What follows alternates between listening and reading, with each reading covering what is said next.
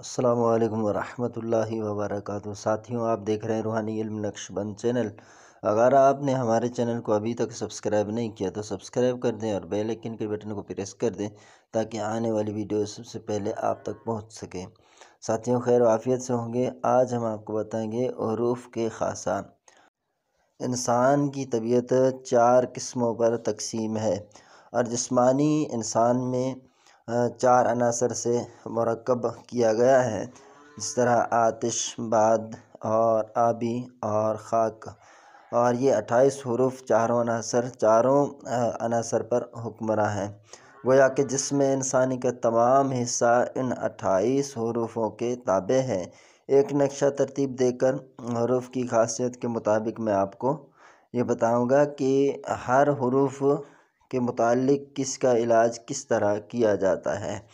तो इसके लिए सबसे पहले जैसे कि सियारगान है, आतशी सुफरा, बादी खून, आबी बलगम, खाकी सोदा और किसी उज़्व इंसानी से मुतालिक है। तो अब ये इसके बारे में यानी कि कैसे पता चलेगा इसके बारे में, जैसे कि अलिफ बा जीम दाल, ये ज़ोहल सितारे से इन चारों के साथ ये मुतालिक है और ये ताल्लुक़ रखता है इंसानी अज़्ज़ा के सर के साथ। ठीक है, यानी इसमें अगर आप लिखना चाहेंगे तावीज़ तो सर के मुतालिक जो भी बीमारियां होंगी उनके मुतालिक आप नक्श भर सकते हैं। और जैसे कि हा, वाउ, ज़ा, हा, ये मुश्तरी सितारे के साथ ताल्लुक़ रखते हैं। इन चारों का ताल्लुक़ जो है वो दाहिने बाजू के साथ है। ठीक है, और सितारा मरीख, तो या काफ लाम, इनका ताल्लुक़ जो है मरीख सितारे के साथ है। और इनका जो ताल्लुक़ है इंसान के साथ, बदनी इंसानी के साथ, वो बाएं बाजू के साथ है। शम्स, मीम, नून, सीन, आइन, इनका ताल्लुक़ शम्स सितारा के साथ है और इंसानी बदन के साथ पुश्त के हवाले से इनका ताल्लुक़ है। ठीक है, सितारा ज़ोहरा, फ़ा, स्वाद, क़ाफ, रा, इनका ताल्लुक़ जो है वो इंसान की शकम से है। और अतारद, शीन, ता, सा, ख़ा, इन चारों का ताल्लुक़ दाहिनी रान से है। और कमर, दाल, दाद, ज़ा, गैन, इन चारों का जो ताल्लुक़ है वो बाएं रान के साथ है। अब इसका जो इलाज करते हैं आमिलीन, जैसे कि पहला हमने बताया आपको, पहले हरूफ है ना, अलिफ बा जीम दाल।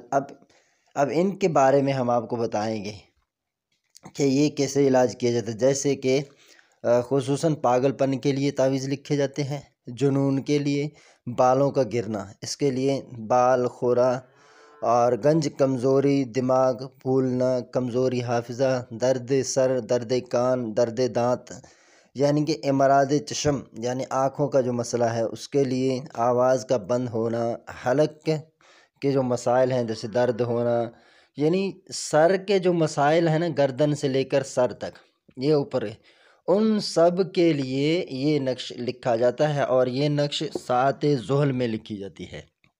ठीक है, इसका आदसी चाल है, आपको नंबरिंग भी नज़र आ रही है 1 से लेकर 16 तक। इसको इस तरह पहले अलिफ पुर करना है, फिर बा, फिर जीम, फिर दाल, फिर अलिफ, फिर बा, फिर जीम, फिर दाल, इस तरह यानी कि आपने इसको पुर कर देना है।